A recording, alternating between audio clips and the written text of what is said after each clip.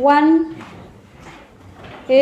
Outline what Angel Gabriel revealed about John the Baptist to Zachariah in Luke chapter 1 verse 14 to 17. Can we read?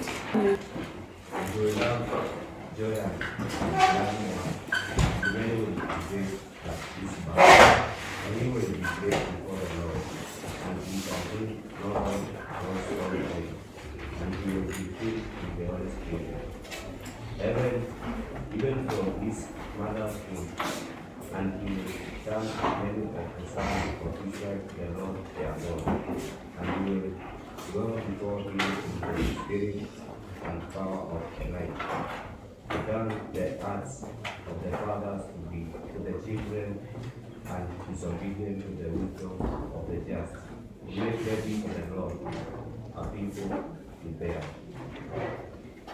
Yes. So what Angel Gabriel